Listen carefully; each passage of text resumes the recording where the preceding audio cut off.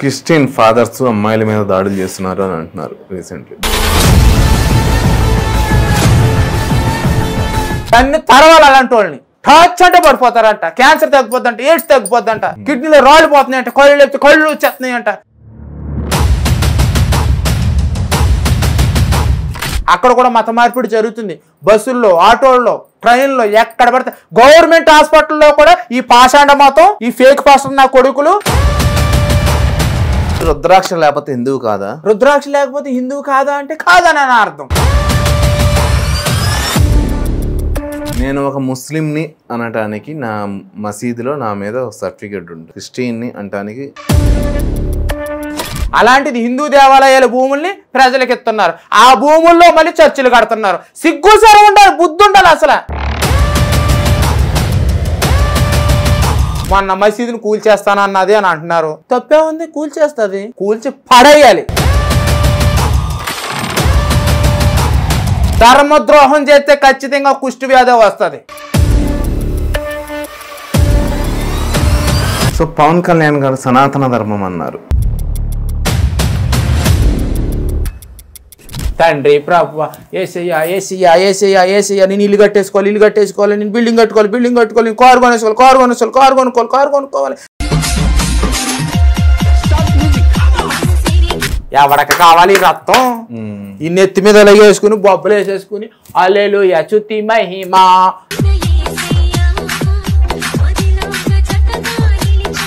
ఈ చర్చిల్లోనే చెప్తారు, నేను ఒకప్పుడు తాగుబోతుని, తిరిగిపోతుని, ఏదామని, ఏ విచారిని.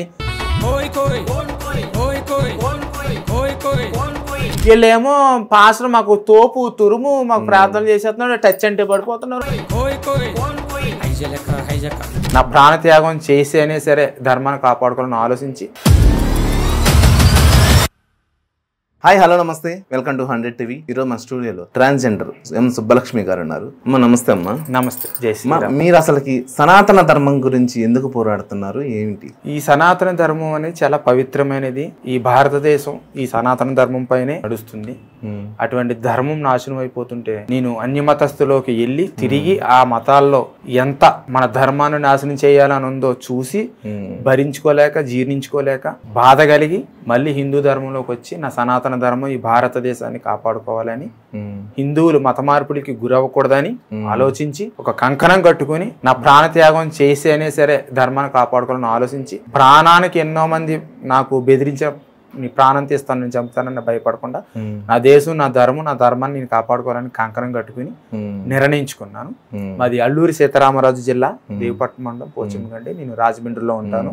రాజమండ్రిలో గత 20 సంవత్సరాలుగా నేను ఉంటున్నాను. ఓకే, మీరు అసలు ఇంతలా పోరాటానికి కారణాలు ఏంటంటారు? అంటే మీరు ఒక హిందువుగానా, లేదంటే ముస్లిమా, క్రిస్టియనా, అసలు ఏ మతానికి చెందినటువంటి ఒక మహిళగా మీరు పోరాడు? నేను ఫస్ట్ హిందువుని అయితే నేను మా పుట్టుకతో మా తాత ముత్తాతలు అందరూ హిందువులే, భారతదేశంలో అందరూ హిందువులే. ఈ మతాలన్నీ మధ్యలో వచ్చినాయి.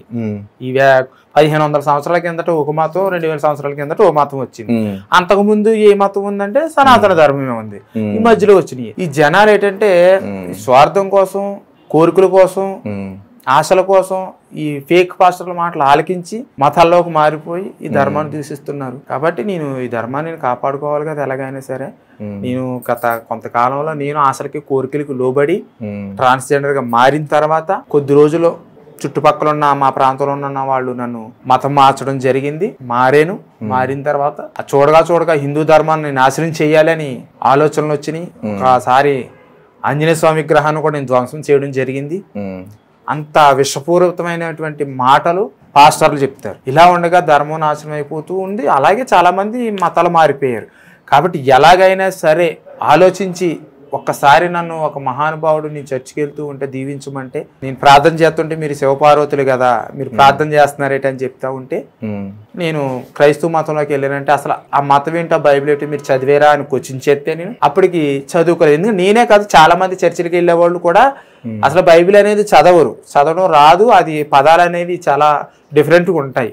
ఉండుడి, చుండుడి, కుండుడి అని రకరకాల కట్ అయిపోతుంటాయి ఒత్తులు. దానివల్ల ఎవరో గురించుకుంటూ చదువుకుంటూ వెళ్ళిపోతారు తప్ప దానికి అర్థం ఏంటంటే మీనింగ్ ఏంటంటే తెలియదు. చాలా మంది 80% కూడా బైబిల్ ఏంటో తెలియని వాళ్ళే. అలాగే నేను తెలియనప్పుడు వెళ్ళాను. తెలిసిన తర్వాత ధర్మమే గొప్పదని మళ్ళీ ధర్మంలోకి వచ్చి ధర్మం కోసం పోరాడుతున్నాను. నేను ఏమైపోయినా పర్వాలేదు, ధర్మం కావాలి. ఓకే, అసలుకి ఎందుకని మీరు ఈ 3 మతాలుగా మారి అసలు అంటే హిందువు నుంచి ముస్లింగా, ముస్లిం నుంచి క్రైస్తవుగా, మళ్ళీ హిందువుగా ఎందుకు మారారు? అసలు ఎందుకు మారానంటే మన ధర్మం చూస్తే అందరిని ప్రేమించమన్నది. సర్వే జన సుఖినో భవంతు, లోకా సమస్త సుఖినో భవంతు అని ఈ సనాతన ధర్మం చెప్పింది. అంటే లోకాన్ని ప్రేమించమంది, సమస్తము ప్రేమించమంది మన సనాతన ధర్మం. కానీ నేను మతం ఏదైతే మారానో ఆ మతంలోకి వెళ్తే అదేమి చెప్పిందంటే ఆ మతం నన్ను తప్ప నువ్వు వేరొకళ్ళు నాకులు పూజించేవా, నిన్ను నాశనం చేస్తా, నేను కుక్కల చేత నక్కల చేత కరిపిస్తా, నీకు ఇంకొక దేవుడు ఉండకూడదు అంటే ఉన్నాడని అర్థం. అంటే స్వార్థపూరితమైనటువంటి మతం. ఆ మతం నాకు అవసరం లేదు, ఈ దేశానికి సంబంధం లేదు. కాబట్టి నా ధర్మం ఏం చెప్తుంది, సర్వం మొత్తం లోకమంతా ప్రేమించమంటుంది. కానీ ఆ మతం నన్ను తప్పి వేరే ఒకరిని ప్రేమించండి. మిమ్మల్ని బలోపేతం చేసిన కారణాలు ఏంటంటారు? అసలు ఒక హిందువు నుంచి ముస్లింగా మారటానికి కానీ లేదంటే క్రిస్టియానిటీలోకి మారటానికి కానీ కారణాలు అంటే మిమ్మల్ని బలోపేతం చేసినటువంటి అంశం ఏంటంటారు? నేను ఒకసారి ఒంట్లో బాగోలేదు, నాకు టైఫాయిడ్ జ్వరం అది వచ్చింది. వచ్చినప్పుడు మా చుట్టుపక్కల మా అక్కల చుట్టుపక్కల ఉన్న వాళ్ళు నా దగ్గరకు వచ్చి చర్చిలోకి రానికి జ్వరం తగ్గిపోద్ది అలాగా ఇలాగా అని చెప్పడం. నువ్వు ఇల్లు కొనుక్కుంటా, నాకు అప్పుడు ఏమీ లేదు. అంటే ఇప్పటికీ ఏం లేదు అనుకోండి, నువ్వు ఇల్లు కట్టుకుంటావు, నువ్వు సంపాదించుకుంటావు, నువ్వు బిల్డింగ్ కట్టుకుంటావు, నువ్వు బంగారం కొనుక్కుంటావు, అవి కొనుక్కుంటావు, ఇవి కొనుక్కుంటావు అని కొన్ని ఆశలకి నన్ను గురి చేసి కోరికలకి లోబరిచి ప్రార్థన చేయడం మొదలు పెట్టారు చుట్టుపక్కల వచ్చి. పాస్టర్ అదే చెప్తాడు, నువ్వు కాదు చర్చికి రావడం, నీ చుట్టుపక్కల నీ బంధువుల్ని నీ స్నేహితుల్ని ఎప్పుడైతే నువ్వు వాళ్ళని దేవుళ్ళలోకి తీసుకొచ్చావు అప్పుడే దేవుడిని డబల్ త్రిపుల్ దీవిస్తాడు అని చెప్పి మాయమాటలు వాళ్ళకి చెప్పడంలో వీళ్ళు ఊరి మీద అచ్చోసనాంభూతిలో పడిపోయి మీరు మా మతంలోకి వచ్చేయండి, మా దేవుడు గొప్ప, మా బైబిల్ గొప్ప, మా పాస్టర్ గొప్ప అని చెప్పని ఇలా మత మార్పిడి చేస్తాం మొదలెడతారు జాయిగా. వీళ్ళు ఎప్పుడు వస్తారంటే మనిషి ఎప్పుడైనా సరే చిన్న సమస్యలో ఉన్నప్పుడు ఏర్పడతారు. వచ్చి వీళ్ళు ప్రార్థనలు చేయడం, మీరు చర్చిలోకి రండి మీ సమస్య పోతుంది అని చెప్తారు. సమస్య అనేది శాశ్వతం కాదు, భగవద్గీత చెప్పింది. మనిషే శాశ్వతం కానప్పుడు సమస్య ఎలా శాశ్వతంగా ఉంటది? మనిషి ఏమైనా శాశ్వతమా? అలాగే సమస్య ఉండదు, వస్తుంటాయి పోతుంటాయి. ఈ సమస్యలో వీళ్ళు క్యాచ్ చేస్తారు. క్యాచ్ చేసి వచ్చి జాయిగా ప్రార్థన చేయడం, చర్చిలోకి రమ్మడం, అలాగ వెళ్తుండగా బ్రెయిన్ వాష్ చేస్తారు. బ్రెయిన్ వాష్ చేసిన తర్వాత అలా కనెక్ట్ అయిపోతారు అనమాట. కనెక్ట్ అయిపోయి ఇంకా మతం మారిపోతారు. మతం మారిపోయి ఈ దేశాన్ని ఈ ధర్మాన్ని ద్వేషించడం మొదలు పెడతారు. బైబిల్లో ఏమైనా ఉంది ద్వితీయోపదేశకాండంలో తల్లినైనా తండ్రినైనా అక్క చెల్లినైనా అన్నదమ్ములైనా స్నేహితులైనా భార్యనైనా సరే ద్వేషించాలి వాళ్ళ మతం మారకపోతే. ఆఖరికి తండ్రి చచ్చిపోయిన తల్లి చచ్చిపోయిన శవం దగ్గరకు కూడా వెళ్ళకూడదు మతం మారకపోతే. అసలు మతమే మారకూడదు. ఒక అన్యమతస్తుల నుంచి ఈ క్రైస్తవ మతంలోకి చేరకూడదని కూడా బైబిలే చెప్తుంది. మత్తాయి సువార్త 23లో ఉంది, చదివి వినిపిస్తాను మీకు. మత్తాయి సువార్త 13వ వచనం 23, మత్తాయి 23:13 వచనం. అయ్యా వేషధారులైన శాస్త్రులారా పరిసయ్యులారా, ఒకరిని మీ మతములో కలుపుకున్నటకు మీరు సముద్రమును భూమిని చుట్టి వచ్చెదరు.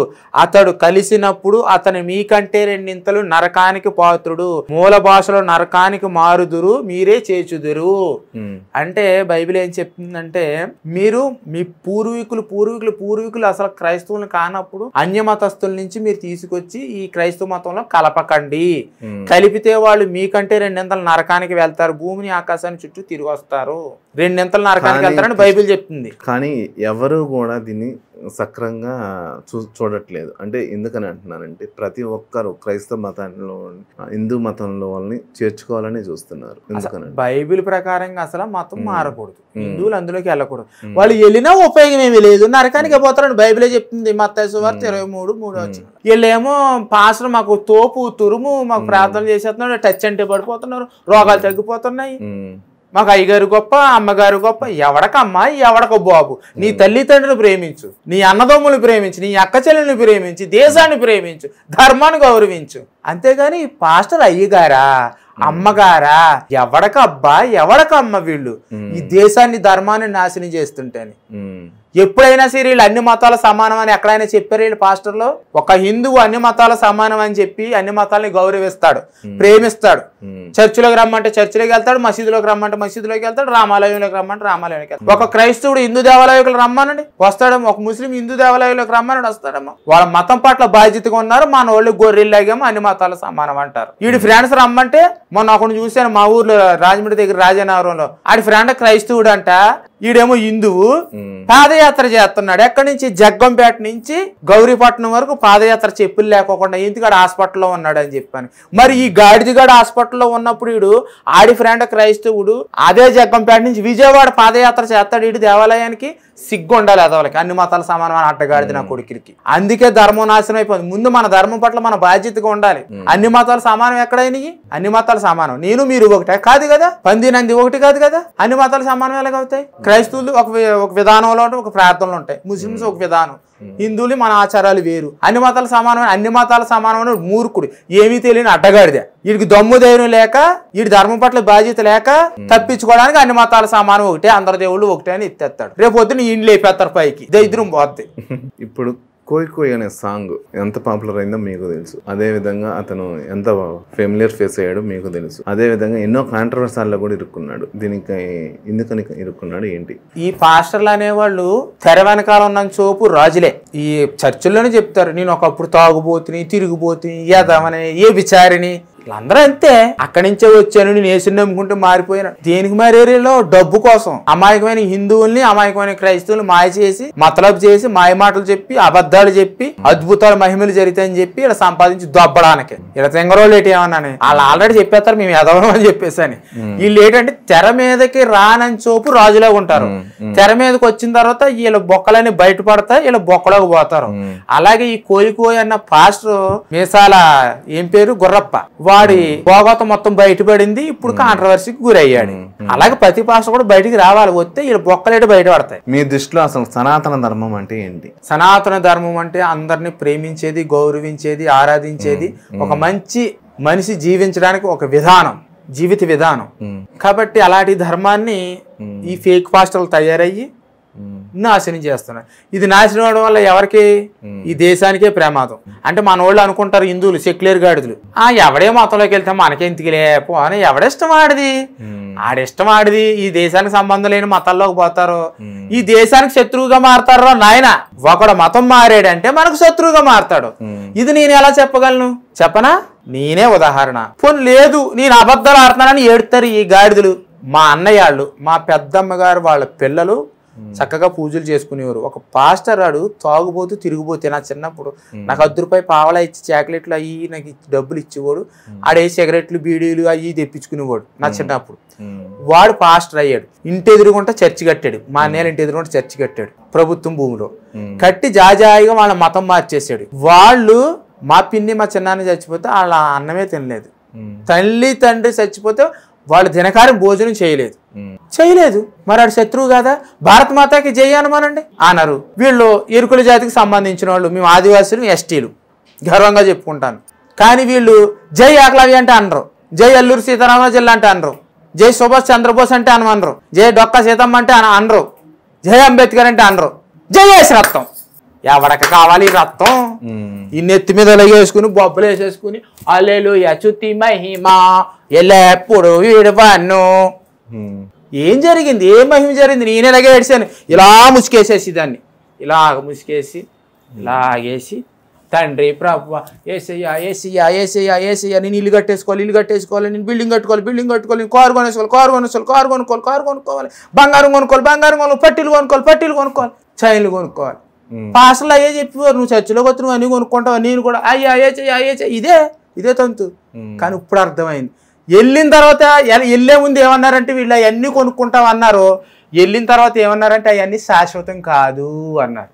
వెళ్ళే ముందు మనల్ని ఆశలకి కోరికలకి గురి చేశారు. వెళ్ళిన తర్వాత అవి శాశ్వతం కాదు అన్నారు. దేవుడికి ఖచ్చితంగా కానుక ఇవ్వాలి అన్నారు. కానుక ఇవ్వకపోతే దేవుడు నేను శిక్షిస్తాడు అనేసి అన్నాడు. సైతాను బారిన పడతావు అన్నారు. నీ ప్రయాణంలో యేసు ప్రభు తోడుండడు అన్నారు. ఇవ్వకపోతే ఏం చేస్తారు? మళ్ళీ ఆడెవడికో యాక్సిడెంట్ జరిగింది, చర్చిలోకి వచ్చాడు, కానుక ఇచ్చివాడు కాదని బెదిరిస్తాడు, బ్లాక్ మెయిలింగ్.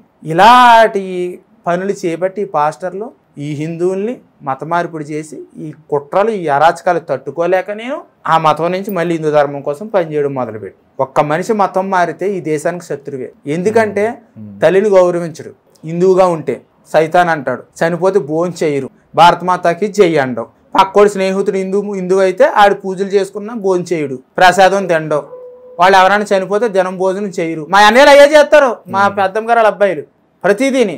అందుకంటాను గొర్రెలు అని, కొండ గొర్రెలు కానీ వాళ్ళ పిల్లల్ని అయితే నేను ధర్మంలోకి జాయిగా నేర్పించుకొచ్చాను.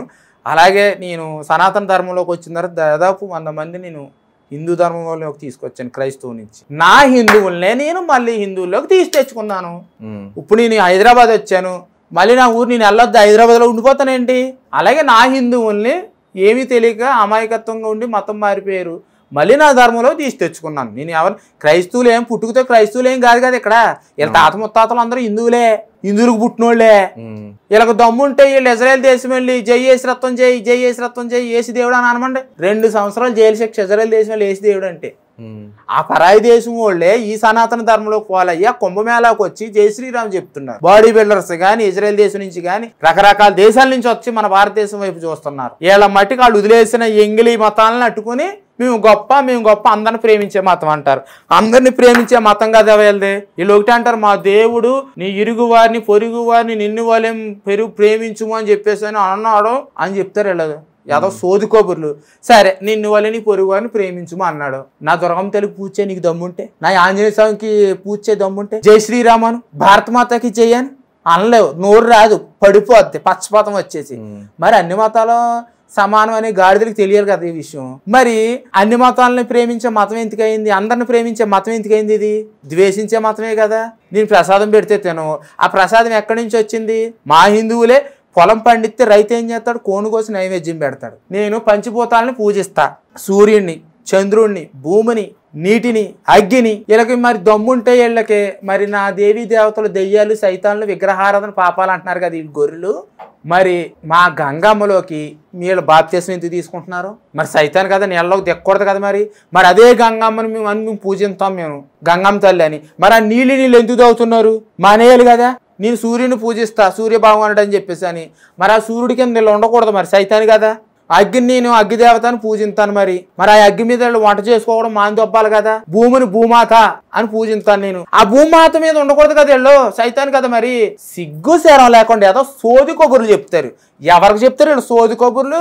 అమాయకమైన ప్రజలను మోసం చేయగలుగుతారు. వీళ్ళు మొత్తం బైబిల్ చదివిన వాళ్ళని, ధర్మం కొంచెం తెలిసిన వాళ్ళని మాయ చేయమని దమ్ముంటే ఈ సోది కబుర్లు. సిగ్గు శరం లేని మతం మారిన హిందువులు ఉన్నారు కదా, గతంలో నేను హిందువు నేను క్రైస్తవులోకి వెళ్ళిన ఆ గాడిదలకు సిగ్గు ఉండాలి దమ్ముంటే. మీకు దమ్ముంటే, సిగ్గు శరం ఉంటే ఈ భూమాత మీద ఉండకూడదు. గంగమ్మ తల్లి కదా, మరి మంచినీళ్ళు తాగడం మాంది అబ్బాల, సూర్యుడి కింద ఉండకూడదు, ఎక్కడికో పోవాలి మీరు సిగ్గు లేకోకుండానే. ఎవరిని తెచ్చుకుని మైండ్ దగ్గర పెట్టుకుని ఆలోచించాలి ప్రతిదీని. హిందూ సనాతన ధర్మం సర్వే జన సుఖనోభవంతు లోక సమస్త సుఖనోభవంతు, పంచభూతాలను కూడా ప్రేమిస్తాం, అది సనాతన ధర్మం. చెట్టును పూజిస్తాం, రాయిని పూజిస్తాం, ప్రతిదాన్ని గౌరవిస్తాం. వీళ్ళు ద్వేషిస్తారు. మళ్ళీ మేము ప్రేమించే మతం మాది, నిన్ను వల్ల మేము పొరుగు వారిని ప్రేమిస్తామని మా బైబిల్ చెప్పింది. ఎవడో చెప్తారు దొంగ మాటలో మాయ మాటలో, మేము నమ్మమండి. నేను అన్ని చూసి వచ్చా. తెలివితేటలు ఉన్నాయని మైండ్ అయినా పని చేస్తుంది అనుకో, బ్రెయిన్ ఉందనుకో, బ్రెయిన్ మైండ్ లో ఉందనుకో, నా మాటలు విని తెలుసుకుంటారు. లేదు కాళ్ళలో ఉందనుకో, వాళ్ళ కర్మను వాళ్ళే అనిపిస్తారు. ఇంకా ఇంత మనం ఏం చేయలేం. సో పవన్ కళ్యాణ్ గారు సనాతన ధర్మం అన్నారు, సనాతన ధర్మంతో పాటిస్తూ బాగానే పరిపాలన చేస్తున్నారంటారా? అవును, పవన్ కళ్యాణ్ గారు మహానుభావుడైన గొప్ప మహానుభావుడు. ఆయన ఎంత విమర్శలకు గురయ్యారో ఈయన ఇప్పుడు అంత స్థాయికి ఎదిగారైనా. ధర్మాన్ని నమ్ముకున్న వ్యక్తి ఎవరైనా ఉన్నారు అంటే నిజంగా ఒక మంచి వ్యక్తి. రాజకీయాల్లో, రాజకీయ నాయకుల్లో ధర్మం కోసం మాట్లాడిన వాళ్ళు ఎవరైనా ఉన్నారు అంటే ఆయన ఒక్కడే మాట్లాడాడు. ఉన్న రాజకీయ నాయకులు ఎక్కడ ఏ భూములు ఉన్నాయి, ఎక్కడేం ప్రభుత్వ భూములు ఉన్నాయి, ఎక్కడ దేవాదాయ ధర్మాదాయ శాఖ భూములు ఉన్నాయి, ఎక్కడ ఎండోమెంట్ దేవస్థానాల భూములు ఉన్నాయి, కబ్జా చేయడానికి ప్లాన్లు వేస్తారు కొంతమంది దొంగ. కానీ ఆయన ధర్మం పట్ల బాధ్యతగా ఉండి సనాతన ధర్మం కోసం మాట్లాడాడు. ఆయన ఒక్కడే. నిజంగా ఆయనకి చేతులెట్టి ఎన్ని దండాలు ఎట్టినా సరే తనువు తీరు. ఏ రాజకీయ నాయకుడైనా సరే ధర్మం నాశనం అయిపోతుంటే, ఒక పక్కల మత మార్పులు ఎక్కువ జరుగుతుంటే, హిందూ ధర్మాన్ని దూషించి రాయి అరప్ప సైతాన్ల విగ్రహారాధన పాపం అని ఎంత బహిరంగంగా మైకుల్లో ఆదివారం వచ్చేటప్పటికి హిందువుల్ని, హిందూ ధర్మాన్ని, హిందూ మనోభావాన్ని దెబ్బతీసి మాట్లాడితే ఒక్క రాజకీయ నాయకుడు చేతనాయాల్లో ధర్మం కోసం మాట్లాడలేదు. మళ్ళీ అన్ని మతాల సమానం ఎవడ మతం పాటించుకోవాలి అంటే హిందూ ధర్మాన్ని దూషించమనా, అన్ని మతాల్లో ప్రేమించమంటాం. చెత్త రాజకీయాలు చేసి ఇలా ఓట్ల కోసం, ఇలా రాజకీయాల కోసం, ఇలా స్వార్థం కోసం ధర్మాన్ని కూడా భ్రష్టు పట్టించారు ఈ రాజకీయ నాయకులు. కొంతమంది దుర్మార్గులు నాశనం, వీళ్ళ భవిష్యత్తు ఉండదు. వీళ్ళ పిల్లలు వీళ్ళని కూడా చూడరు. కొన్నాళ్ళకి అమెరికాలో చదివిస్తారు, అక్కడ ఏడుస్తారు. వీళ్ళు ఎక్కడ ఏడుస్తారు? కుష్టివాదులు వచ్చి. ధర్మద్రోహం చేస్తే ఖచ్చితంగా కుష్టి వ్యాధి వస్తుంది. ధర్మానికి కట్టుబడి ధర్మంగా ఆలోచించాలి, న్యాయంగా ఆలోచించాలి. ఆయన మహానుభావుడు, ధర్మం కోసం ఆలోచించాడు, ధర్మం కోసం ఏదైనా చేస్తాడు. సనాతన ధర్మం బోర్డు కావాలని కూడా ఆయన మాట్లాడాడంటే మహానుభావుడు, గొప్పవాడైన. ఆయన మంచి స్థాయికి ఎదుగుతాడని నేను కోరుకుంటున్నాను. ఖచ్చితంగా ఎప్పటికైనా సరే ఆయన ప్రధానమంత్రి అవుతాడు ఈ భారతదేశానికి అని నేను కోరుకుంటున్నాను. ఈ మధ్య కాలంలో అఘోరి అనే ఒక లేడీ వచ్చింది. సో అసలుకి ఇది నిజంగానే ఆమె అఘోరి అంటారా? ఆవిడ నిజంగా అఘోరియే. కానీ ఆ అఘోరిని వీళ్ళు ఏం చేశారంటే మొన్న పాస్టర్ని కామెడీ పీసాలా చేశారు. అలాగే కొంతమంది ఆవిడ అఘోరి గారిని ఆవిడ మనసుని మనోభావాన్ని దెబ్బతీసి రెచ్చగొట్టడం చేయడం వల్ల ఆవిడికి బాధ కలిగి ఆవిడ 100% ఆవిడకి ధర్మం ముఖ్యం. ఆవిడ అన్ని వదిలేసుకున్నది కాబట్టి ఆవిడ అఘోరి అయ్యింది. ఇప్పుడు నేను ఉన్నానంటే సామాన్యురాల్ని, అంటే ధర్మం కోసం పనిచేస్తున్నాను కొంతవరకు. ఆవిడని ఇబ్బందులు పెట్టి గురి చేసి ఆవిడ సోషల్ మీడియాలో ఫేమస్ చేసి అన్ని చేశారు. ఆవిడ ఎక్కడైనా పూజ చేసుకోవాలన్నా ఎక్కడికైనా వెళ్ళాలన్నా సరే క్రౌడ్ ఎక్కువైపోతుంది, కోపం వస్తుంది, తిడుతుంది, చిరాకు పడుతుంది. తప్పేముంది? సరే అది కాదు, మొన్న మసీదుని కూల్చేస్తానన్నది అని అంటున్నారు. తప్పేముంది? కూల్చేస్తుంది, కూల్చి పడేయాలి. దేనికి? నా హిందూ దేవాలయంలో నీ మసీదు ఎందుకు కట్టాలి? నీ మసీదులో మేము ఏమైనా దేవాలయం కట్టామా, దుర్గమ్మ గుడి కట్టామా, రామాలయం కట్టామా? నా దేవాలయం నువ్వు కబ్జా చేసి నువ్వు మసీదు కట్టడం ఏంటి? నువ్వు చర్చి కట్టడం ఏంటి? తప్పేం మాట్లాడింది? వీడి ఇంటి మీదకి వచ్చేసి ఒకడున్నాడు, ఈ సోది కబురు చెప్తున్నారు కదా తప్పు మాట్లాడుతుందని. ఆడింటి మీదకి వెళ్ళి నేను వెళ్ళి బిల్డింగ్ కట్టుకుంటా ఊరుకుంటాడు. అంటే ఈడికి ఒక స్వార్థం, ధర్మం జోలికి వస్తే ఒక స్వార్థం. ధర్మం నాశనం అయిపోయినది పర్వాలేదు, వీళ్ళకి వీళ్ళ ఆస్తులు అంతస్తులు ముఖ్యం. ఈ లాస్ట్ జోలికి వస్తే ఊరుకోరు. కానీ హిందూ దేవాలయం నాశనం అయిపోయినా పర్వాలేదు, ఎందుకంటే దేవుడు కనపడ్డ అడగడు కాబట్టి అని ఈ ఆలోచన. అలా ఏం ఉండదు. హిందూ ధర్మం కోసం ఆలోచించి దేశం పట్ల ధర్మం పట్ల బాధ్యత ఉన్నవాడు ఖచ్చితంగా హిందువు అయితే, వాడు తాత ముత్తాతలు హిందువులు అయితే వాడికి నీతి నిజాయితీ ఉంటే ధర్మం కోసం ఖచ్చితంగా పనిచేస్తాడు, పోరాడతాడు. నేనైతే ఖచ్చితంగా పోరాడతాను. ఆవిడ అన్నమాట తప్పే కాదు. ఎక్కడైనా మసీదులో ఒక రామాలయం కట్టినప్పుడు హిందువులు వెళ్ళి చొరబడి రామాలయం కట్టినట్టు ఏమైనా ఉందా? ఏ మసీదులో అయినా, ఏ చర్చిలోకైనా వెళ్ళి హిందూ దేవాలయం కట్టినట్టు ఏమైనా ఉందా? లేదు. హిందూ దేవాలయం భూముల్ని, ఆస్తుల్ని పూర్వీకులు ఇచ్చినటువంటి దేవాలయాలు పూజల కోసం, ప్రసాదాల కోసం, ఆ గుడి మెయింటెనెన్స్ కోసం పూర్వీకులు కొన్ని వందల ఎకరాలు, వేల ఎకరాలు ఇస్తే ఆ భూముల్ని పార్టీ రాజకీయ నాయకులు, దొంగ రాజకీయ నాయకులు కబ్జా చేసుకుని వీళ్ళు దోచుకున్నది కాకుండా వీళ్ళు అసలు భూమిని పేద ప్రజలకు ఇవ్వాలంటే వీళ్ళు సొంతంగా కొని ఇవ్వాలి పేద ప్రజలకి. అలాంటిది హిందూ దేవాలయాల భూముల్ని ప్రజలకు ఇస్తున్నారు. ఆ భూముల్లో మళ్ళీ చర్చిలు కడుతున్నారు. సిగ్గు సరే ఉండాలి, బుద్ధి ఉండాలి. అసలు మరి ఏమని తిట్టాలి వెళ్ళినాయి? మేము మా తప్ప అంటే నిజం మాట్లాడడం తప్పు, అబద్ధం మాట్లాడేసి అబద్ధాన్ని మేము నమ్మేయాలి. గొర్రెలాగా బుర్రలాగే ఊపేయాలి.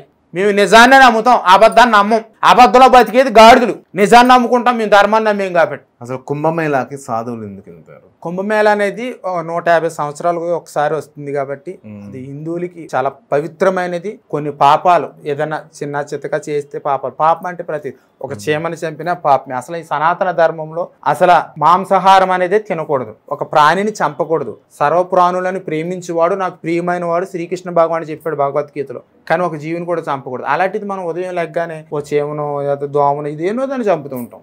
అలాగే కొన్ని తెలిసి తెలియక ఎవరినైనా దూషించడం కానీ కొన్ని అలా చాలా చేస్తుంటాం. కాబట్టి 150 సంవత్సరాలకు ఒకసారి వచ్చేటువంటి కుంభమేళ గంగా, యమున, సరస్వతి మనం దేవతలుగా పూజిస్తాం. అక్కడికి వెళ్ళి సాధు సన్యాసులు కానీ, అఘోరీలు కానీ, హిందువులు కానీ అందరూ కూడా వెళ్ళి మేము ఇన్నాళ్ళు చేసినటువంటి పొరపాట్లు ఏమైనా ఉంటే క్షమించండి, మా తప్పులు మా పాపాలు పోవాలని అక్కడ మనం కడుక్కున్నట్టు అర్థం. స్నానం చేసి అక్కడ పాప విమోక్షణ అక్కడ జరిగినట్టు. అంతేగాని ప్రతి ఒక్కరు అక్కడికి వెళ్తుంటారు. అదే విధంగా గత గవర్నమెంట్ లో ఎన్నో టెంపుల్స్ మీద దాడులు జరిగాయి. అదే విధంగా ఎంతో మంది మత మార్పులు చేసుకున్నారు. దీని వెనక ఏమైనా గవర్నమెంట్ ఉందంటారా? అసలు ఏంటి ఎందువల్ల జరిగింది? గత ప్రభుత్వంలో వైసీపీ ప్రభుత్వం అనేది నిర్లక్ష్య ప్రభుత్వం. నేను నెగ్గేయాలి, నేను గెలివేయాలి అని జనాలకు డబ్బులు ఇచ్చి సోమరపోతుని కింద తయారు చేసింది. ఆ డబ్బులు తీసుకుని పనులకు మానేసి సోమరపోతులు తయారు. ఇప్పటికి అదే డబ్బులకి అలవాటు పడిపోయారు జనం. ఇప్పుడు కొంచెం రిలీజ్ అవుతున్నారు. అలాగే హిందూ ధర్మం కూడా చాలా నాశనం అయిపోయింది. ఎందుకంటే ప్రభుత్వం వైసీపీ అంటే జగన్ వాళ్ళు ముఖ్యమంత్రే క్రిస్టియన్. తిరుపతికి వెళ్ళి దేవాలయంకి వెళ్ళి ప్రసాదం పెడితే డస్ట్బిన్ లో పడేసేవారు. నెత్తి మీద అక్షంతలు ఎత్తే దులిపేసుకునేవారు. వీళ్ళు ఎప్పుడైనా సరే భార్య భర్తలు వీళ్ళిద్దరు కూర్చుని ఎప్పుడైనా పీటల మీద కూర్చుని సత్యనారాయణ వ్రతం చేశారా, వెంకన్నబాబు గుడిలో పూజ చేశారా? ఎప్పుడైనా లేదు. సింగల్గా వెళ్ళేవారు. ఒకవేళ కలిసి వెళ్ళినా సరే పూజ చేయించుకునేవారు కాదు. మరి వీళ్ళు అన్ని మతాలు సమానం అనడానికి వెళ్ళి ఎలా సరిపోతారో మరి అన్ని మతాలు అదే విధంగా అంటే ఇప్పుడు మీరు జగన్మోహన్ రెడ్డి గారి పరిపాలనలో దాడి జరిగిందని అంటున్నారు. ఓకే, చాలా విపరీతంగా జరిగాయి. చంద్రబాబు గారి పరిపాలన కూడా జరిగిందని అంటాను నేను. ఎందుకంటే కాకినాడలోని ఒక ఆంజనేయ స్వామి టెంపుల్ మీద అగ్ని ప్రమాదం జరిగింది. అది వైసీపీ ప్రభుత్వం ఉన్నప్పుడు లేదు, చంద్రబాబు గారి పరిపాలనలో ఉన్నప్పుడే జరిగింది. కాదు వైసీపీ ప్రభుత్వంలో ఉన్నప్పుడు. ఓకే, నేను చెప్తున్నానుగా వైసీపీ ప్రభుత్వంలో ఉన్నప్పుడు కాకినాడలో పెట్రోల్ అక్కడే చాలా చోట్ల కూడా ఈ వైసీపీ ప్రభుత్వంలో ఉన్నప్పుడు చాలా దాడులు జరిగినాయి. ఈ మధ్య తగ్గాయి. ఎందుకు తగ్గాయి? పవన్ కళ్యాణ్ గారు సనాతన ధర్మం కోసం మాట్లాడారు కాబట్టి భయపడి కొంచెం తగ్గారు. లేదంటే ఈ పాస్టర్లు విచ్చలవిడైపోయి ఊరి మీద వచ్చేసిన ఆంబొత్తిలో పడిపోయి మా దేవుడు నమ్ముకోండి, మా మతం గొప్ప అని చెప్పి విచ్చలవిడిగా తిరిగేశారు. ఇప్పుడు కొంచెం తగ్గారు. హిందువులు కూడా కొద్దిగా చైతన్యం అయ్యారు. హిందువులు కూడా ఓటు బ్యాంక్ అయ్యారు. అంతే కాబట్టి కొద్దిగా తగ్గాయి ఈ మధ్య. అసలుకి మసీదుల మీద చర్చిల మీద జరగకుండా ఓన్లీ మన టెంపుల్స్ మీద హిందూ టెంపుల్స్ మీద జరగడానికి గల కారణాలు ఎందుకు ఏమంటారు? ఎందుకంటే హిందువులు చేతగాని దద్దమ్మలు కాబట్టి. ఒక మసీద్ జోలికి వెళ్ళాడు అనుకో, వాడు తలకాయ నరికేసి గుమ్మనికి ఏలగడతాడు. ఒక చర్చి జోలికి వెళ్తే వాళ్ళందరూ ఏకమైపోయి చీపురు కట్టలు ఇచ్చుకుని చేట్లు ఇచ్చుకుని కుమ్మెత్తారు, పచ్చడి చేసేస్తారు. అదే మన హిందూ దేవాలయాలు జోలికి ఎత్తే ఎవడో పట్టించుకోడు. నేను వెళ్ళాను కాదు, ప్రదక్షిణాలు చేశాను కాదు, దండం పెట్టుకున్నాను కాదు, గుండు కొట్టుకున్నాను కాదు, 10 ఏళ్ళు కట్ట డిబ్బీలో చేశాను కాదు, పొర్రులు దొండాలు దొండెట్టాను కాదు.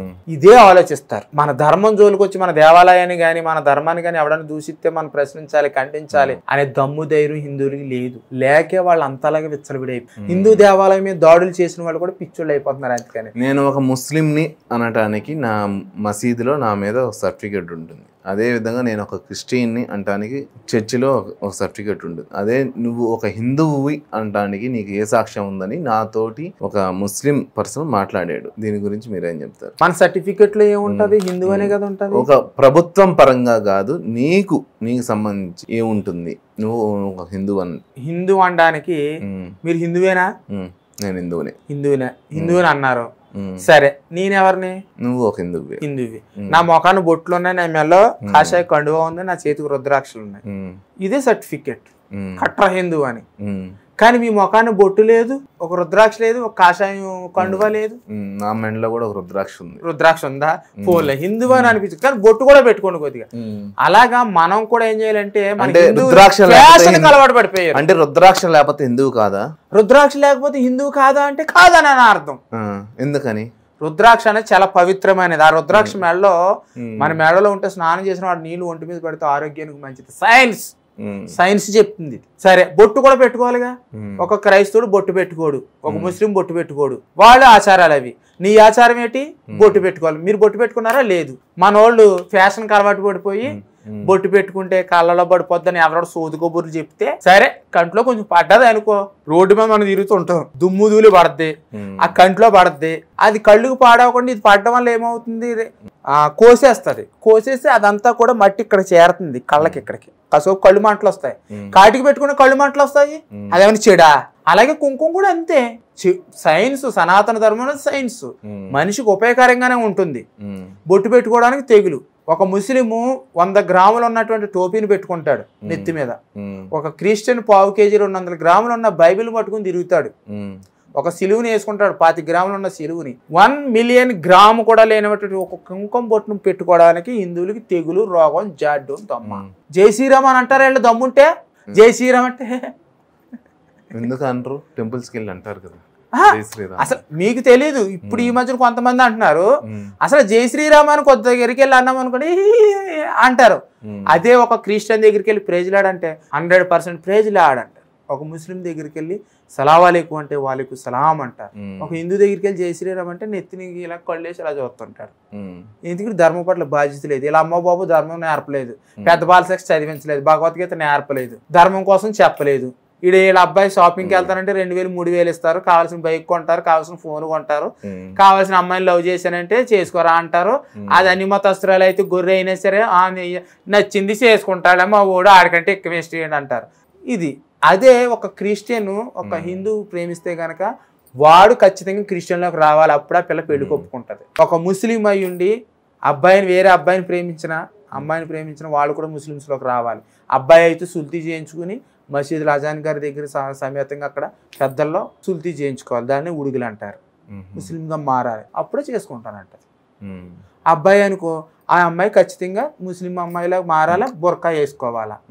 అదే ఒక హిందూ అమ్మాయి వచ్చేదాడికి, ఒక హిందూ కుర్రోడు వచ్చేదాడికి నా లవ్వు జివ్వు నవ్వు మన్నదని చెప్పేసి పిచ్చి ఎక్కిపోయి రంది ఎక్కిపోయి ఆ క్రిస్టియన్ అమ్మాయిని అయినా సరే అందరు దేవుళ్ళు ఒకటి అని చెప్పి నేను కూడా నీ చర్చిలోకి వచ్చేస్తాను కూడా పోతాడు వీడు ఎంగిలికి ఆడడానికి. వీడు ఆ అమ్మాయి కూడా అంతే అని చెప్పేసి కూడా పోతాయి చర్చిలోకి. ఎందుకు? తల్లి తండ్రి చెప్పట్లేదు కాబట్టి. అదే చెప్పుంటే ఇలా మారతారు ఎలాగా? ఎంత జరుగుతుందండి ఈ సమాజంలోని. కాలేజీల్లో మత మార్పిడి, లవ్ జిహాద్. కాలేజీల్లో క్రిస్టియన్స్ టీచర్లు ఉన్నారు, వాళ్ళు క్రైస్తవం బోధించేస్తున్నారు. స్కూల్లో చిన్నపిల్లల స్కూళ్ళల్లో కూడా అక్కడ కూడా మత మార్పిడి జరుగుతుంది. బస్సుల్లో, ఆటోల్లో, ట్రైన్లో, ఎక్కడ పడితే. గవర్నమెంట్ హాస్పిటల్లో కూడా ఈ పాషాండ మతం, ఈ ఫేక్ పాస్టర్ నా కొడుకులు మత మార్పిడి చేసి రోగుల దగ్గరికి వెళ్ళి రోగులు స్వస్థపరచమన్నాడు మా యేసు అని చెప్పేసి దొంగ ప్రార్థన చేస్తున్నారు. ఆ హాస్పిటల్లో వీళ్ళు మెడిసిన్ వేసుకుంటారు, ఇంజక్షన్ చేస్తారు, తగ్గిపోద్ది. వచ్చిన తర్వాత మా వాళ్ళే తగ్గిపోయిందని చెప్పేసి జనాలు మాయ చేసి మోసం చేసి మత మార్పిడికి గురి చేస్తున్నారు ఈ ఫేక్ పాస్టర్లు. అయినా సరే చూస్తూ ఊరుకోవాలా? తన్ని తరవాలి అలాంటి వాళ్ళని. టచ్ అంటే పడిపోతారంట, క్యాన్సర్ తగ్గిపోద్దంట, ఎయిడ్స్ తగ్గిపోద్దంట, కిడ్నీలో రాళ్ళు పోతున్నాయంట, కళ్ళు వచ్చేస్తున్నాయంట, నడవలోని పరిగెట్టేస్తున్నారు, గిలిగిలిగిలి పరిగెట్టేస్తున్నారు. మరి హాస్పిటల్లో ఎందుకు? మెడిసిన్స్ ఎందుకు? డాక్టర్లు ఎందుకు? ఈ ఎంబీబీఎస్లు ఎందుకు? ఈ ప్రభుత్వం వీళ్ళు ఏం చేస్తున్నాయి? ఇలాంటి నా కొడుకులను తీసుకెళ్లి జైల్లో వేయాలి, తనాల వద్దా? అక్కడికి వెళ్ళి గొర్రెల్లాగా మళ్ళీ జనం వెళ్ళి మళ్ళీ అద్భుతాలు జరిగిపోతున్నాయి, మహిమలు జరిగిపోతున్నాయి అన్నారు. మళ్ళీ గొర్రెలు అనకపోతే ఇంకేమనాలి? కొండ గొర్రెలు అనకపోతే? సమాజాన్ని భ్రష్టు పట్టించేస్తున్నారు ఈ ఫేక్ పాస్టర్లు, నాశనం చేస్తున్నారు ఈ దేశాన్ని. నేనైతే వదిలేదు లేదు, నేను ఇలాగే పోరాడతా. ఇలా బండారం బయటెడతా. నా ధర్మాన్ని ఏ పాస్టర్ అయినా తిట్టాడా ఖచ్చితంగా నేను ఆడి మతం కోసం నేను కూడా తిరిగి వాడి మతంలో ఉన్న దరిద్రం నేను బయట పెడతా మొదలెడతాను. ముందు నా ధర్మాన్ని తిట్టాడు కూడా నేను తిడతాను. ఏవండి అంటే ఏవండి అంటాను, ఏరా అంటే ఏరా అంటాను. అంతే. నన్ను గౌరవించాను. నన్ను గౌరవించరాళ్ళు ఎప్పుడు గౌరవించరు, నా ధర్మాన్ని తిడతానే ఉంటారు. అంతే కాబట్టి వాళ్ళ మతాన్ని కూడా నేను బయట పెట్టి వాళ్ళ దాంట్లో ఎంత దరిద్రం ఉందో, వాళ్ళు చేసే మోసాలు ఏంటి, వీళ్ళు దుర్మార్గ పనులేంటి నేను కూడా బయట పెడతాను. ఎందుకంటే నేను ఎక్స్ క్రిస్టియన్ కాబట్టి, నాకు అనుభవం ఉంది కాబట్టి, నేను అనుభవించాను కాబట్టి. దీన్ని చూసి ఈ హిందువులు కానీ ఈ క్రైస్తవులు కానీ తెలుసుకోవాలి కొన్ని ఇది నిజమే, అందుకే ఇవిడు ఇలా మాట్లాడుతుంది అని కొద్దిగా బయటికి మైండ్ సెట్ బయటని ఆలోచించి బయటికి రావాలి. వచ్చి దేశం పట్ల ధర్మం పట్ల బాధ్యతగా ఉండాలి. క్రిస్టియన్ ఫాదర్స్ అమ్మాయిల మీద దాడులు చేస్తున్నారు అని అంటున్నారు రీసెంట్లీ. దాని గురించి మీరేం చెప్తారు? 100% ఉన్నారు. అనకాపల్లిలో ఉన్నాడు ఒక పాస్టర్, కన్న కూతురుని రేపు చేయబోడు. ఆ కూతురు వెళ్ళి కేసు పెట్టింది. ఆ తల్లి ఆ పాస్టర్కి అప్ చెప్తూ ఉంటే ఆ చర్చిలోకి వచ్చి అమ్మాయిల్ని ఒక్కడనే ఉంది. చాలా 80% 100 పాస్టర్లో ఖచ్చితంగా 80% పాస్టర్లో 100లో 80 పాస్టర్లు ఖచ్చితంగా అమ్మాయిలు వాడుకుంటారు. 20% కొంత మంచిగా ఉంటారు. అది కూడా 100%లో 80% ఫేక్ పాస్టర్లే ఉన్నారు. అది బైబిల్ కూడా చెప్పింది, అబద్ధపు పాస్టర్లు వస్తారని చెప్పేసి బైబిల్లో కూడా ఉంది. ఈ 20% 10% మంచి పాస్టర్లు ఉన్నారు. వాళ్ళు ఎవరిని గోజోలికి వెళ్ళరు, వాళ్ళ మతాలను వాళ్ళు పాటించుకుంటారు, ఎవరిని దూషించరు. ఇప్పుడు దూషించే వాళ్ళు, హిందూ ధర్మాన్ని తిట్టే వాళ్ళు అందరూ కూడా ఫేక్ పాస్టర్ నా కొడుకులే. పరమత సహనం ఉండాలంటారు. దేనికి ఉండాలి పరమత సహనం? నా ధర్మాన్ని తిడుతుంటే పరమత సహనం ఉండాలా? నిన్ను తిడితే నువ్వు ఊరుకుంటావా? నిన్ను కొడితే నువ్వు ఊరుకుంటావు? అప్పుడు కూడా సహనం ఉపయోగించుకోవచ్చు కదా. నువ్వు నీ ఇల్లు కబ్జా చేస్తే నువ్వు సహనంగా ఉండు. అలాగే నా ధర్మాన్ని దూషించినప్పుడు నేను సహనంగా ఉండను. ఖచ్చితంగా అమ్మాయిల మీద దాడులు చేసే పాస్టర్లు చాలా మంది ఉన్నారు, నాకు తెలుసు. అంతే ఎందుకు అమ్మాయిలు అంటారు? నా దగ్గరకు వచ్చి జగ్గంపేటలో పాస్టర్ ఒకడు ముసలోడు ఎక్సెల్ బండి మీద వచ్చి, నీకు పెళ్ళి అయిందా, నీకు మొగుడు ఉన్నాడా, నీకు కోరికలు ఉంటాయా, నీకు అయ్యి ఉన్నాయా ఇవి ఉన్నాయా అని నన్ను ఉంచుకుంటాను అన్నాడు. ఆడికి 3 చర్చలు ఉన్నాయి. మరి ఏమనాలి? ఆఖరికి నన్ను కూడా ఈ పాస్టర్లు వాడుకుంటానన్నారే. ఆడే కదా రాజనగరంలో ఒకటి తగిలేడు, తర్వాత మండపేటలో ఒకటి తగిలేడు. మరి ఏం చెప్పాలి? వీళ్ళు నిజమైన పాస్టర్లు నేను ఎలా చెప్తా? మీరు దొంగన కొడుకులు కాకపోతే. అసలు ఈ చర్చ్ ఫాదర్ సెక్స్ కోరికలు తీర్చుకోవడానికి మత మార్పిడి చేస్తున్నారు అని అంటారు. మీరేమంటారు దానికి? ఓన్లీ సెక్స్ కోరికలే తీర్చుకోవడానికని కాకుండా అన్ని విధాలుగా ధనరూపంగా, ఆర్థికంగా, ఈ సెక్స్ పరంగా అన్ని విధాలుగా వీళ్ళకి ఉపయోగం మత మార్పిడి చేస్తే. పైనుంచి ఫండింగ్స్ కూడా వస్తాయిగా. వీళ్ళు ఏం చేస్తారు? ఫస్ట్ 10 మందిని కూర్చోబెడతారు. అసలు పాస్ట్ ఎలా తయారవుతాడంటే నెమ్మదిగా డోలు చిన్న సంచి తగిలించుకుని బైబిల్ పెట్టుకుని నడుచుకుంటే వాళ్ళకి ప్రార్థన చేసి బాగున్నారా, తెలియకపోయినా మిమ్మల్ని ఎక్కడో చూసేనే అని అబద్ధవార్త ఉడితే తెలియకపోయినా సరే కావాలని మాటలు కలుపుతారు వీళ్ళు. దేవుడు కనిపించాడు అయ్యా, ఒకసారి కోసం ప్రార్థన చేయమన్నారు, మీద సమస్యలో ఉన్నామని దేవుడు చెప్పాడంటారు. కల్పించి చెప్తారు పాస్టర్లు నాటకాలు ఇవి, నేను అనిపించాను కాబట్టి చెప్తాను. ఇలా మాటలు కలిపి పరిచయం పెంచుకుని ప్రార్థన చేయడం మొదలుపెట్టి ఒకసారి చర్చికి రండి, ఒకసారి వచ్చి చూస్తే మీకు అర్థమైపోతుంది దేవుడు చాలా స్వస్థపరిచాడు. మొన్న ఒకరికి అబ్బాయికి క్యాన్సర్ వచ్చి ప్రభు ఎంత ఆశీర్వదించాడు, నయమైపోయింది, మరో జన్మ ఇచ్చినట్టే ప్రభు అని ఇలాంటి అబద్ధాలు చెప్తారు, క్రియేట్ చేస్తారు. అలా జనాలని మత మార్పిడికి గురి చేస్తారు కూడా. సెక్స్ కోరికలు కూడా తీర్చుకుంటారు. కొంతమంది పాస్టర్లు అయితే మీ మధ్యన మగవాళ్ళని కూడా వాడేసుకుంటారు, కోరికలు తీరక. అలాంటి వాళ్ళు కూడా ఉన్నారు. ఫైనల్ గా మీరు ఏం చెప్తారండి అసలు? ఫైనల్ గా నేను చెప్పేది ఏంటంటే హిందువుల ఐక్యత ఉండాలి, కులాలు పిచ్చి ఉండకూడదు, ధర్మం పట్ల బాధ్యత ఉండాలి, వీళ్ళ పిల్లలకు భగవద్గీత నేర్పించాలి. పెద్ద బాల శిక్ష 70 రూపాయలు ఉంటది, కనీసం వారానికి 1 పేజీ చదివించినా చాలు. పెద్ద బాల శిక్ష చదివితే కలెక్టర్ చదివినట్టు లెక్క. నాకు తెలిసి వాళ్ళు జ్ఞానంలో గాని చదువులో గాని అన్నిటిలో కూడా వాళ్ళు జ్ఞానవంతులు అవుతారు. దేశం పట్ల, ధర్మం పట్ల, తల్లిదండ్రుల పట్ల, సొసైటీ పట్ల, ఆడపిల్లల పట్ల చాలా ప్రేమ కలిగి ఉంటారు. ఒక్క భార్య తప్ప మరొక స్త్రీని భార్యగా గానీ స్నేహితురాల్లాగా గానీ ఒక తప్పుగా కళ్ళు పాపం కళ్ళుతో తప్పుగా చూడలేరు పెద్ద బాల శిక్ష చదివితే. అటువంటి పవిత్రమైనది పెద్ద బాల శిక్ష, పవిత్రమైనది భగవద్గీతను చదివించాలి. చదివిస్తే హిందువులు బాగుపడతారు, ముందు జనరేషన్ లో ధర్మం పట్ల బాధ్యతగా ఉంటారు, మన ధర్మం కాపాడుకోగలుగుతాం. అలాగే ఫేక్ పాస్టర్లు వచ్చి మీకు అద్భుతాలు జరుగుతాయి, మహిమలు జరుగుతాయి, మీరు మా చర్చిలోకి రండి అని చెప్తే అసలు నమ్మొద్దు. మేము నమ్ముకుంటున్నాం మా సనాతన ధర్మాన్ని, కుదిరితే మీరే మా ధర్మంలోకి వచ్చేయండి. మీకు వీలవుతే మా దేవుడు కూడా మహిమలు జరిపిస్తాడు. మాకు స్వర్గాలు నరకాలు ఉన్నాయి, మంచిగా ఉంటే మేము స్వర్గానికి వెళ్తాం, పాపాలు చేస్తే మేము నరకానికి వెళ్తాం. మీకు ఎలాగ ఉన్నాయి, మాకు ఎలాగ ఉన్నాయి, కుదిరితే మా దాంట్లోకి వచ్చేయండి. మీరు ఒకప్పుడు హిందువులే కదా, తిరిగి మళ్ళీ మా ధర్మంలోకి వచ్చేయండి, మీరు హిందువులే కదా అని అనండి. అలాగనే నోరు మూసుకుని దొబ్బేస్తారు పక్కకి. అది నేను చెప్పాల్సుకున్నది. అలాగే ప్రతి హిందూ కూడా ఆలోచించండి, మతం మారినటువంటి క్రైస్తవులు, అది ఎస్సీ కావచ్చు, ఎస్టీ కావచ్చు, మతం మారి వాళ్ళు ఎస్ఎస్టీ కేసులు పెడతాకి సరిపోరు అగ్రకులాల వాళ్ళ మీద. ఎందుకంటే హిందూ ధర్మం కోసం పనిచేసేటువంటి అగ్రకులాల వారి మీద ఈ మతం మారినటువంటి ఎస్ఎస్టీలు, మా వాళ్ళు అయిన సరే నేను సపోర్ట్ చేయను, ధర్మానికే సపోర్ట్ చేస్తా, మా కులమే అని ఉండదు నాకు. అలా మా వాళ్ళు దళితులు, మా ఎస్ఎస్టీలు, మతం మారిన వాళ్ళు మీ మీద కేసులు పెడితే ఎస్సీ గారిని అడగండి. రాజ్యాంగం ప్రకారంగా, చట్ట ప్రకారంగా మన అంబేద్కర్ రాసినటువంటి రాజ్యాంగం గొప్పది. మతం మారితే రిజర్వేషన్ వర్తించదు, క్యాన్సిల్. కేసు పెట్టడానికి క్యాన్సిల్, కేసు పెట్టలేరు. ఎస్ఎస్టీ కేసు వర్తించదు చట్ట ప్రకారంగా, రాజ్యాంగం ప్రకారంగా, అంబేద్కర్ రాసిన రాజ్యాంగం ప్రకారం. అది మీరు తెలుసుకోండి. ఫస్ట్ ఎవరికి భయపడకండి, మతం మారిన ఎస్ఎస్టీలకి ఎవరు భయపడకండి, ధైర్యంగా ఉండండి. మీ మీద తప్పుడు కేసులు పెడితే వెళ్ళి సిఏ గారిని కానీ ఎస్సీ గారిని కూడా మీరు అడగచ్చు, సార్ మతం మారినటువంటి ఎస్ఎస్టీలకి రాజ్యాంగం ప్రకారంగా రిజర్వేషన్ వర్తించదు, ఎస్ఎస్టీ వర్తించదు, వీళ్ళు ఎలా కేసు పెడతారు సార్ మా మీద, వాళ్ళు బీసీసీలోకి వెళ్ళిపోతారు కదా సార్ అని మీరు ప్రశ్నించి అడగండి. ఆటోమేటిక్ గా మీకు న్యాయం జరుగుతుంది. జై శ్రీరామ్, భారత్ మాతాకి జై. నేను మీ సుబ్బలక్ష్మి, దేశం కోసం, ధర్మం కోసం. Thank you.